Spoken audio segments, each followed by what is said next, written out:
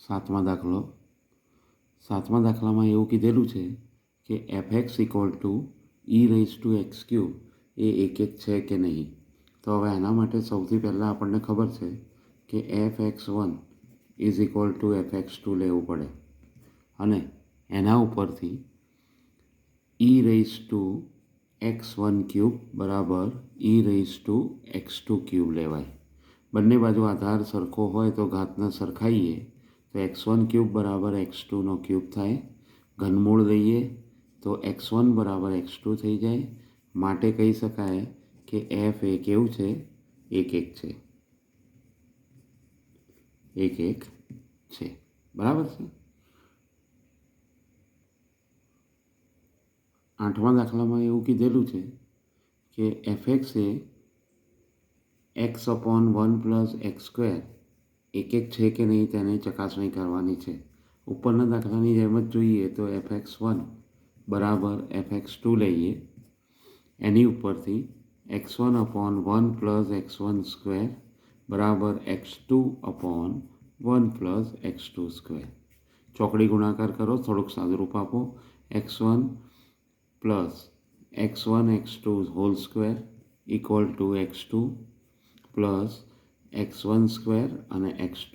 બધા પદને એક બાજુ લઈ લો અને થોડું સાદુરૂપ આપીએ. x1 - x2 + x1x2. અહીંયા પણ x1 - x2 બરાબર 0. તો અહીંયા x2 - x1 આવશે.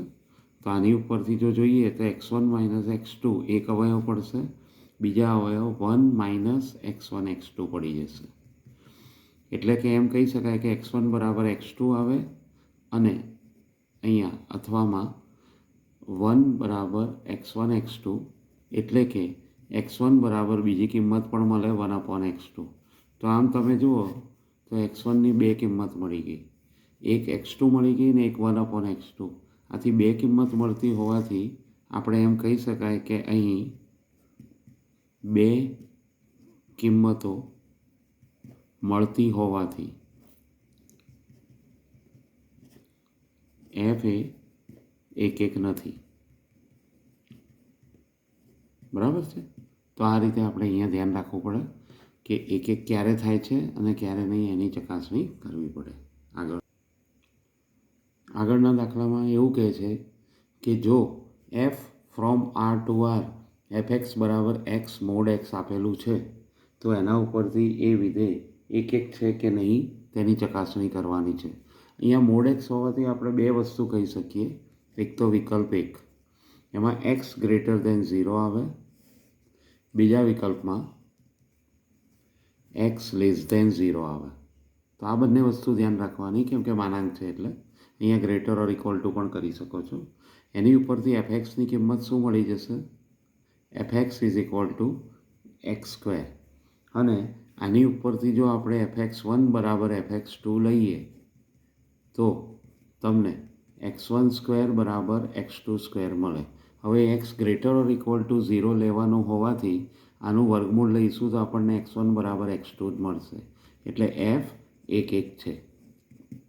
આ જ રીતે x < 0 માટે પણ તમે એ જ લઈ શકો કે fx બરાબર -x² અને આના ઉપરથી fx1 બરાબર fx2 લઈએ તો તમને -x1² બરાબર -x2², માઇનસ પ્લસ થઈ જાય અને બંને બાજુ વર્ગમૂળ લઈએ એટલે x1 બરાબર x2 મળે. તો બંને વિકલ્પમાં f એ એક વિધેય છે.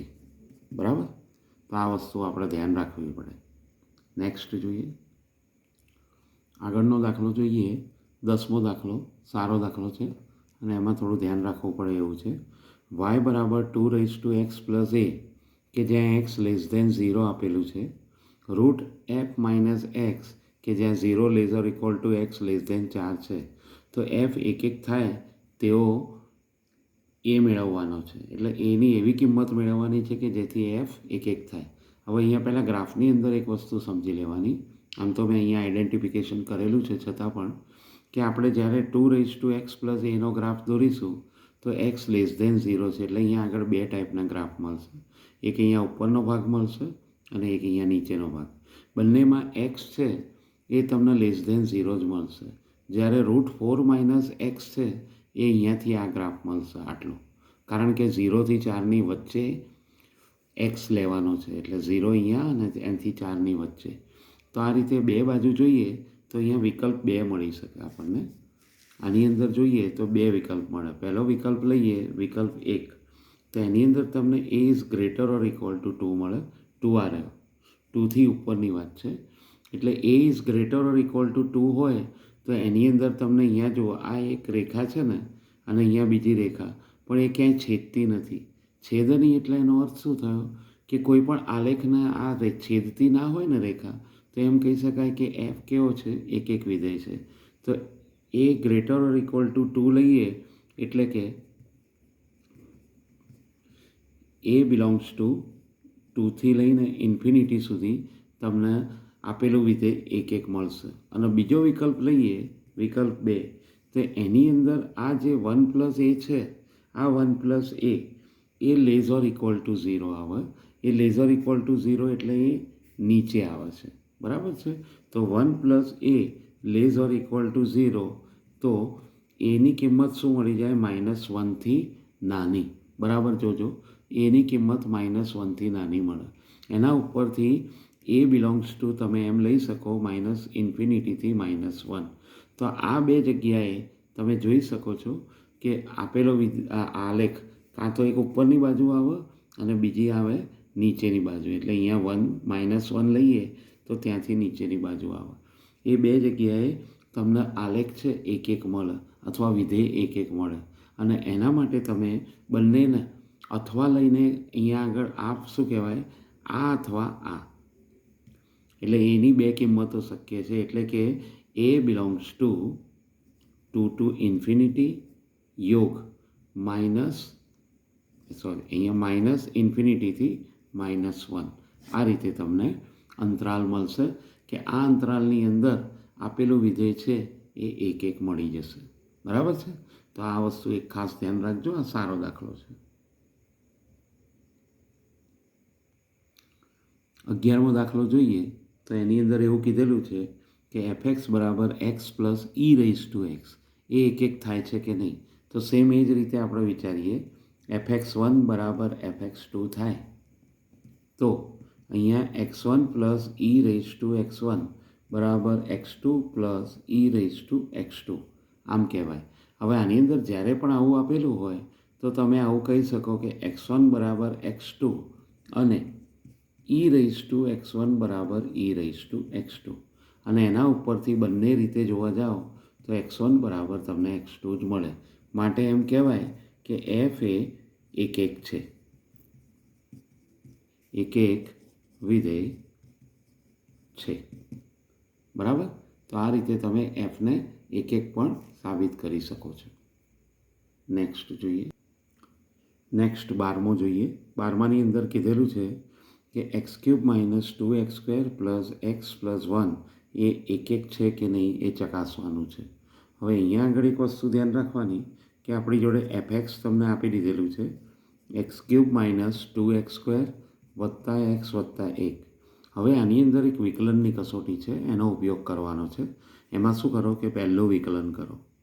પહેલું વિકલન કરો એટલે 3x² - 4x + 1 આવશે. હવે અહીંયા આગળ જો 3x² - 4x + 1 આવે તો f'(x) 0 લઈએ, આના બરાબર 0, તો તમને અહીંયા 3x² - 4x + 1 = 0 મળે. અને આના ઉપરથી તમને અવયવ મળશે 3x - 1 x - 1 = 0. એટલે કે xની બે અલગ અલગ કિંમતો મળે, 1/3 અથવા x = 1. તમે સંખ્યા રેખા ઉપર જુઓ તો 1/3 અહીંયા આવે અને 1 અહીંયા આવે.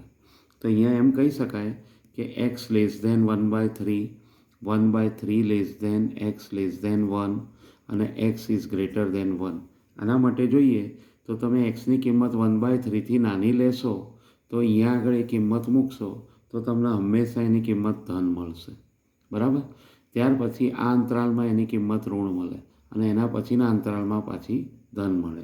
તો અમે અહીંયા આગળ કિંમત વારે ઘડીએ પ્લસ માઇનસ પ્લસ એ રીતે મળે છે. એટલે એમ કહેવાય કે અહીં વિધેય અલગ અલગ અંતરાલમાં વધતું કે ઘટતું મળે છે આ વધતું છે. તો એમ કહેવાય કે આપેલું વિધેય, વળી આપેલું વિધેય કેવું છે, બહુપદી વિધેય હોય એટલે એ સતત જ હોય.